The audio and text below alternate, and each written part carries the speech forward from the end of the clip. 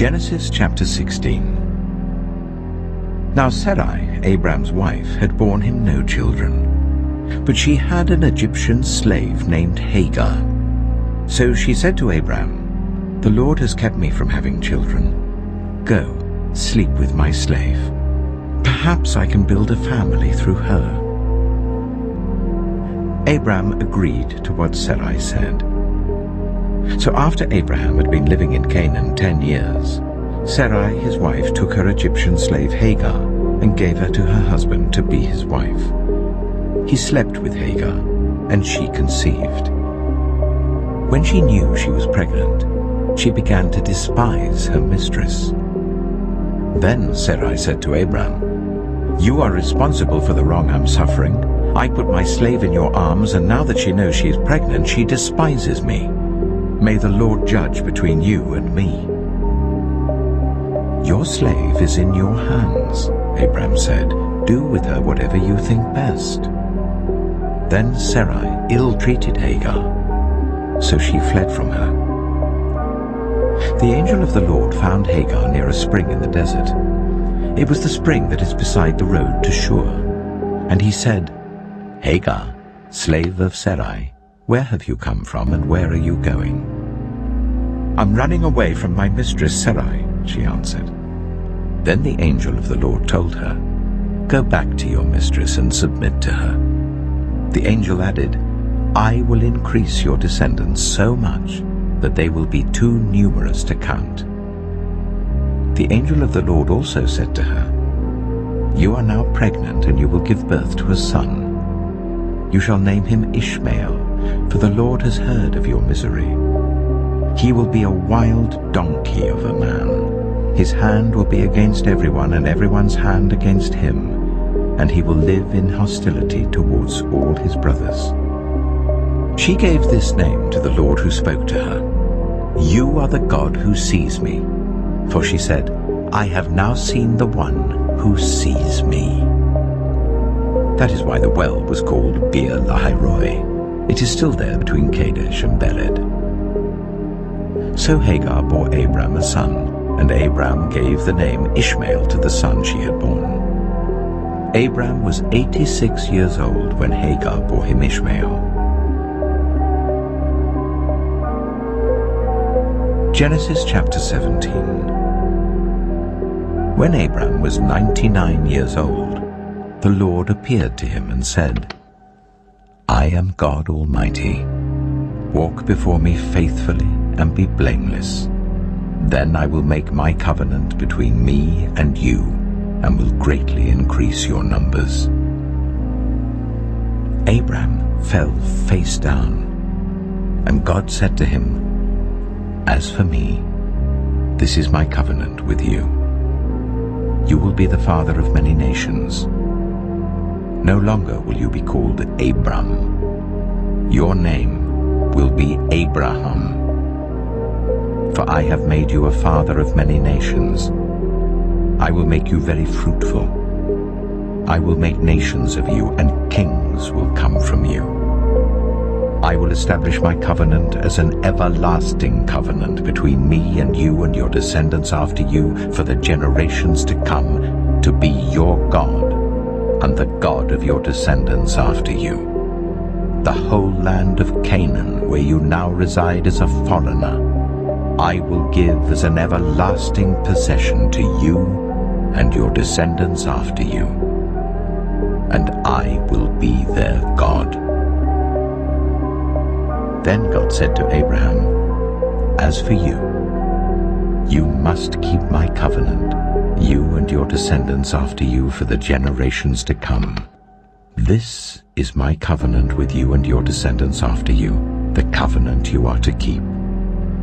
Every male among you shall be circumcised. You are to undergo circumcision, and it will be the sign of the covenant between me and you.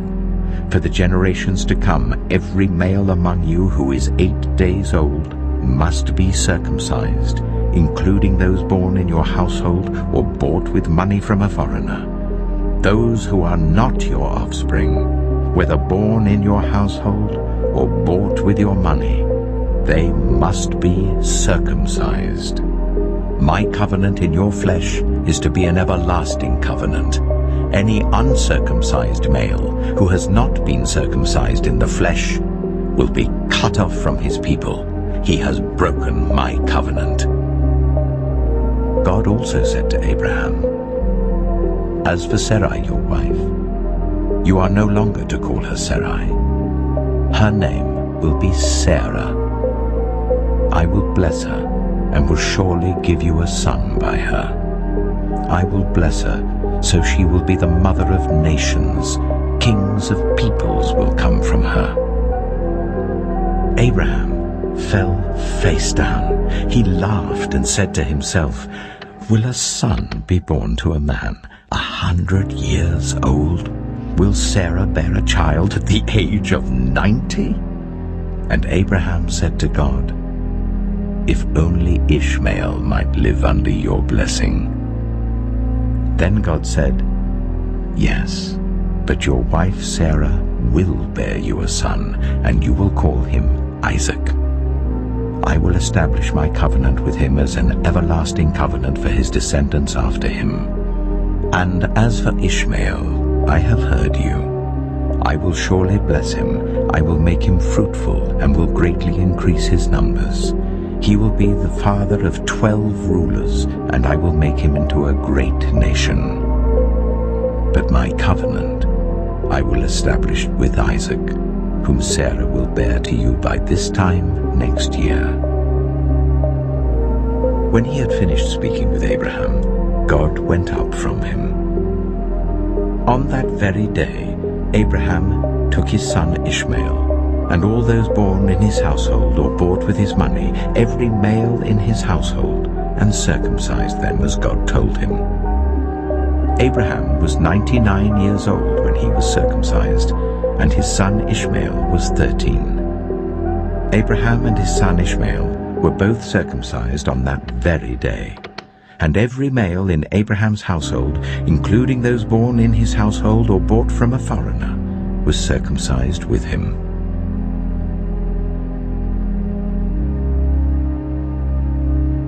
Genesis chapter 18. The Lord appeared to Abraham near the great trees of Mamre, while he was sitting at the entrance to his tent in the heat of the day. Abraham looked up and saw 3 men standing nearby. When he saw them, he hurried from the entrance of his tent to meet them and bowed low to the ground. He said, "If I have found favor in your eyes, my Lord, do not pass your servant by. Let a little water be brought, and then you may all wash your feet and rest under this tree. Let me get you something to eat, so you can be refreshed and then go on your way, now that you have come to your servant." "Very well," they answered. "Do as you say." So Abraham hurried into the tent to Sarah. "Quick," he said, "get 3 seahs of the finest flour and knead it and bake some bread." Then he ran to the herd and selected a choice tender calf and gave it to a servant who hurried to prepare it. He then brought some curds and milk and the calf that had been prepared and set these before them. While they ate, he stood near them under a tree. "Where is your wife Sarah?" they asked him. "There in the tent," he said. Then one of them said, "I will surely return to you about this time next year, and Sarah your wife will have a son." Now Sarah was listening at the entrance to the tent, which was behind him. Abraham and Sarah were already very old, and Sarah was past the age of childbearing. So Sarah laughed to herself as she thought, "After I'm worn out and my Lord is old, will I now have this pleasure?" Then the Lord said to Abraham, "Why did Sarah laugh and say, 'Will I really have a child now that I am old?' Is anything too hard for the Lord? I will return to you at the appointed time next year, and Sarah will have a son." Sarah was afraid, so she lied and said, "I did not laugh. But he said, "Yes, you did laugh." When the men got up to leave, they looked down towards Sodom, and Abraham walked along with them to see them on their way. Then the Lord said, "Shall I hide from Abraham what I am about to do? Abraham will surely become a great and powerful nation, and all nations on earth will be blessed through him. For I have chosen him so that he will direct his children and his household after him, to keep the way of the Lord by doing what is right and just, so that the Lord will bring about for Abraham what he has promised him." Then the Lord said, "The outcry against Sodom and Gomorrah is so great, and their sin so grievous, that I will go down and see if what they have done is as bad as the outcry that has reached me. If not, I will know." The men turned away and went towards Sodom, but Abraham remained standing before the Lord. Then Abraham approached him and said, "Will you sweep away the righteous with the wicked? What if there are 50 righteous people in the city? Will you really sweep it away and not spare the place for the sake of the 50 righteous people in it? Far be it from you to do such a thing, to kill the righteous with the wicked, treating the righteous and the wicked alike? Far be it from you. Will not the judge of all the earth do right?" The Lord said, "If I find 50 righteous people in the city of Sodom, I will spare the whole place for their sake." Then Abraham spoke up again, "Now that I have been so bold as to speak to the Lord, though I am nothing but dust and ashes, what if the number of the righteous is 5 less than 50? Will you destroy the whole city for lack of 5 people?" "If I find 45 there," he said, "I will not destroy it." Once again he spoke to him, "What if only 40 are found there?" He said, "For the sake of 40, I will not do it." Then he said, "May the Lord not be angry, but let me speak. What if only 30 can be found there?" He answered, "I will not do it if I find 30 there."